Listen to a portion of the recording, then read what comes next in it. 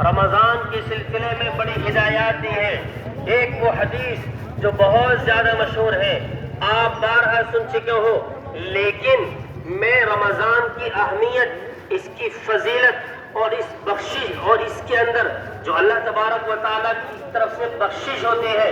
آپ اس کا اندازہ لگائیں. ایک مرتبہ نبی صلی اللہ علیہ وسلم ممبر کے قریب آئے. اب ممبر پر تشریف لے جانا چاہتے تھے. جیسے اب میں ممبر پر بیٹھا ہوں، آپ ممبر کے قریب آنا چاہتے تھے، تو حضور علیہ الصلوۃ والسلام نے فرمایا آمین، پھر فرمایا آمین، پھر فرمایا آمین. صحابہ نے ایسا اس سے پہلے نہیں دیکھا تھا، بظاہر ایک نئی چیز تھی. تو صحابہ اکرام نے پوچھا کہ یا رسول اللہ، ہم نے اس سے پہلے تو آپ کو آمین کہتے ہوئے نہیں سنا. یا رسول اللہ، کیا وجہ ہے کہ آپ نے آمین فرمایا؟ تو نبی صلی اللہ علیہ وسلم نے ارشاد فرمایا، اے میرے صحابہ، جبرائیل امین علیہ السلام میرے پاس آئے اور انہوں نے کہا کہ ہلاک ہو جائے وہ شخص، ہلاک ہو جائے وہ شخص کہ جس کے والدین زندہ ہوں اور وہ اپنے والدین کی خدمت کر کے جنت کا مستحق نہ بن جائے. تو جب جبرائیل امین علیہ السلام نے یہ بد دعا کی تو میں نے اس پر کہا آمین. پھر دوسرے نمبر پر جبرائیل امین علیہ السلام نے فرمایا کہ ہلاک و برباد ہو جائے وہ شخص کہ جس کے سامنے نبی صلی اللہ علیہ وسلم کا ذکر خیر ہو اور وہ نبی صلی اللہ علیہ وسلم پر درود نہ پڑے. اور تیسری چیز جو جبرائیل امین علیہ السلام نے ارشاد فرمائی، جو آپ نے بدعا فرمائی، وہ یہ تھی جس کو میں اب ذکر کرنا چاہتا ہوں، جس کی وجہ سے میں نے یہ اور باتیں سنائی ہیں. حضور صلی اللہ علیہ وسلم نے فرمایا ہلاک و برباد ہو جائے وہ شخص کہ جو رمضان کا مبارک مہینہ پائے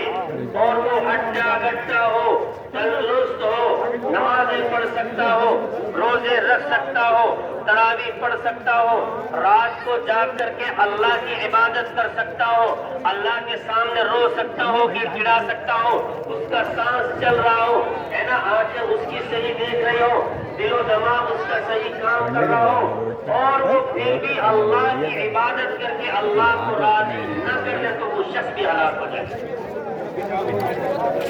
اور یہ بات کون کہہ رہا ہے؟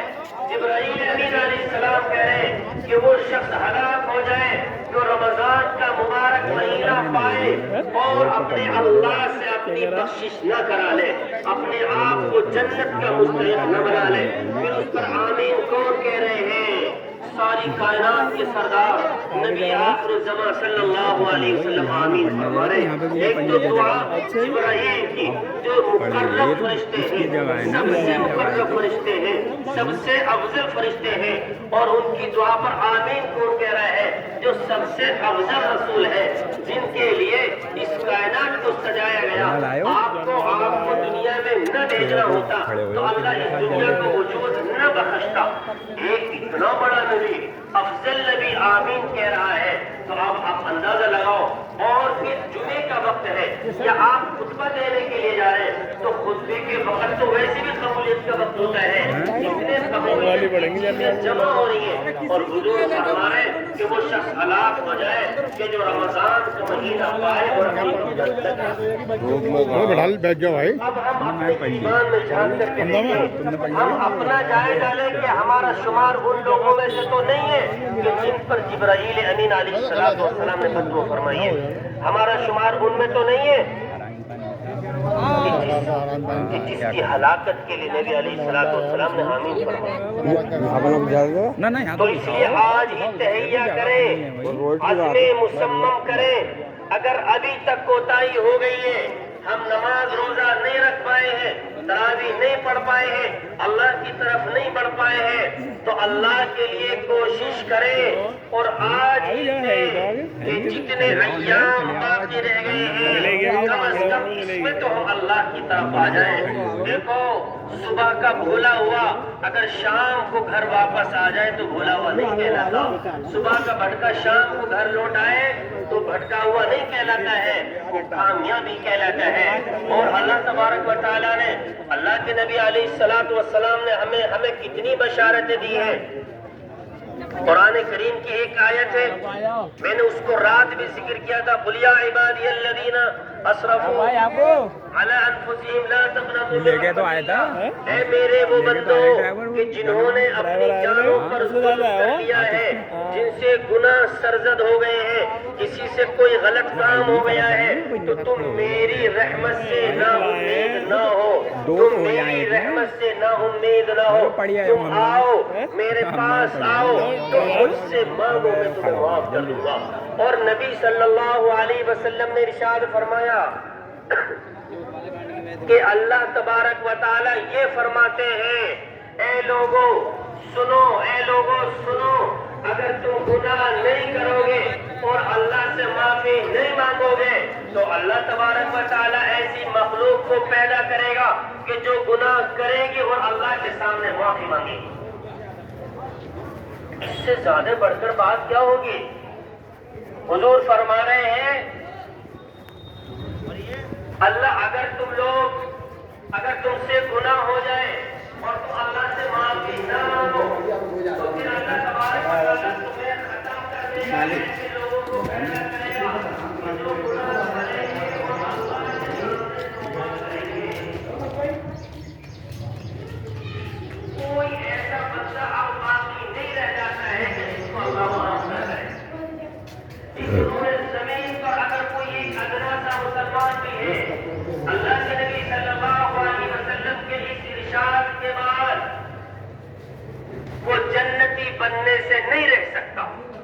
کیونکہ حضور خود فرما رہے اللہ کو تو پسند ہے کہ بندے سے گناہ ہو جائے، کوئی مسئلہ نہیں ہے، گناہ تو انسان سے ہوگا، ہے نا؟ کیسے ہوگا؟ دیکھو ہم سب کے جو ابا جان ہیں، حضرت آدم علیہ السلام، ان سے بھی ایک غلطی ہو گئی تھی نا، ایک چوک ہو گئی تھی،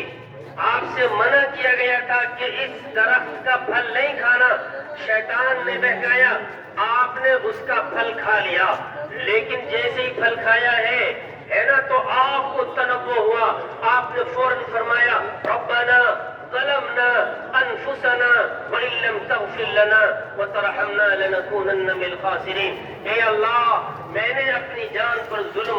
ظلم کر لیا، اے اللہ مجھ سے غلطی ہو گئی، اے اللہ معاف کر دیجئے، اگر آپ نے معاف نہ کیا تو ہم تو خسارے والوں میں سے ہو جائیں گے۔ اللہ تبارک و تعالیٰ نے آدم علیہ السلام کو معاف فرما دیا۔ حضرت نوح علیہ السلام، حضرت لوط علیہ السلام کو لے لیجئے،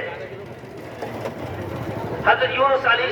السلام، ان کی قوم پر عذاب آنے والا تھا اور وہ کہہ کر کے چلے گئے، لیکن اللہ سے اجازت لے کر کے نہیں گئے، آپ نے سمندر کا سفر شروع کیا تو جس کشتی میں آپ سوار تھے کشتی ڈوبنے لگتی ہے، لوگ پوچھتے ہیں کون اللہ کا نافرمان بندہ ہے، تو برا اندازی کی جاتی ہے، یونس علیہ السلام کا نام نکلتا ہے، الغرض آپ کو دریا کے اندر سمندر میں ڈال دیا جاتا ہے۔ اللہ مچھلی کو حکم دیتے ہیں کہ دیکھو ہمارا ایک مہمان آ رہا ہے، ہڈیوں پر وار نہیں کرنا، زخم کو اور ان کے بدن پر وار نہیں کرنا، بالوں پر وار نہیں کرنا، بلکہ حفاظت کے ساتھ اپنے پاس رکھنا ہے۔ ہم تیرے پیٹ کو اس کا گھر بنا رہے ہیں۔ مچھلی نگل لیتی ہے، آپ کو تنبہ ہوتا ہے کہ مجھ سے اللہ کی نافرمانی ہو گئی، آپ کیا کہتے ہیں؟ لا الہ الا انت سبحانک انی کنت من الظالمین۔ تو پتہ یہ چلا کہ نبیوں سے بھی بھول چوک ہو جاتی ہے، لیکن وہ فوراً اللہ سے استغفار کر لیتے ہیں۔ تو ہمارا بھی یہ شیوا ہونا چاہیے، ہم بھی اللہ سے استغفار کریں، ہم اللہ سے مانگیں، اللہ کے سامنے رولیں اور گڑ گڑا لیں۔ اور ایک واقعہ بہت آسان ہے اور اس سے نصیحت بہت زیادہ ملتی ہے، میں اس لیے اس واقعے کو اس مجمع کے سامنے پھر ذکر کرتا ہوں، اور آپ اندازہ لگاؤ اس واقعے کو سن کر کے اللہ تبارک و تعالیٰ کتنے رحیم ہیں، اللہ تبارک و تعالیٰ کتنے پیارے ہیں۔ اللہ تبارک و تعالیٰ تو ایسا لگتا ہے بس من بنائے بیٹھے ہیں کہ میرا بندہ آئے اور مجھ سے ایک مرتبہ آ کر کے یہ کہہ دے اللہ مجھے معاف کر دے تو میں معاف کر دوں۔ اور ایک مرتبہ نبی صلی اللہ علیہ وسلم نے ارشاد فرمایا، اے آدم کے بیٹے، تجھ سے جتنے گناہ ہو سکتے ہیں وہ نہ کر لے، تیرے اندر جتنی سکت باقی سارے گناہ کر لے، اور اتنے گناہ کر لے سارے جہان کو بھر دے، لیکن ایک مرتبہ شرمندہ ہو کر کے، ایک مرتبہ اپنے گناہوں پر ندامت کر کے ہمارے سامنے آ جا اور ہم سے کہہ دے اللہ معاف کر دے تو میں سبھی کو معاف کر دوں۔ حضور علیہ السلام